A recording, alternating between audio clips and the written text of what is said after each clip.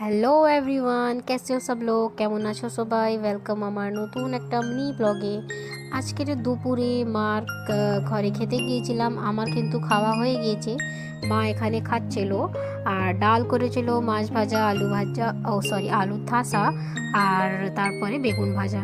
সিয়া যে জামাটা পরেছিল দেখলে, ওটা কিন্তু অনেক মুশকিল করে ওকে আমি পরিয়েছিলাম, কেন কি ও ফ্রক পরতেই চায় না। অনেক কান্নাকাটি করার পরে তারপরে ভুলে গিয়েছে অনেকক্ষণ পরে, তাই জন্যে পরেছিল।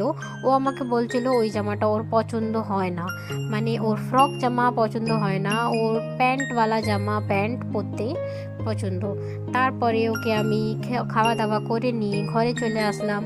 আর ঘরে এসে মতো ওকে ঘুম পাড়িয়ে দিয়েছিলাম। আর ঘুম পাড়িয়ে দেওয়ার পরে কিন্তু আমি আর শুই না দুপুরে করে, আমি আমার কাজ কিছু বাকি থাকলে ওইগুলো করে নিই।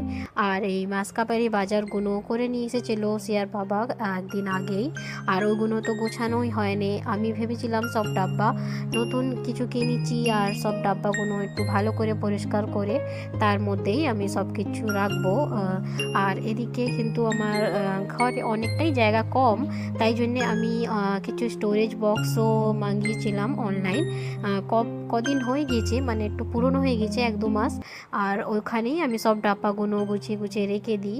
সব কিছু অ্যারেঞ্জ করে গুছিয়ে রাখতে আসলে খুবই ভালো লাগে আমার। আর কিছু চারদিকে ছড়িয়ে থাকলে ভালো লাগে না, আর মাঝে মাঝে ছড়িয়ে থাকলেও কিছু করার নেই, কেন কি ছোট বাচ্চা, আর ও তো সব জিনিসপত্র ছড়িয়েই দেয়। এগুলো আমি সব কিছু ডাব্বায় করে গুছিয়ে গুছিয়ে ভালো করে রেখে দিলাম। আর লাইট জ্বলছিল, কিন্তু লাইট জ্বলা দেখে সিয়াও উঠে পড়লো, বেশিক্ষণ আর ঘুমোলো না।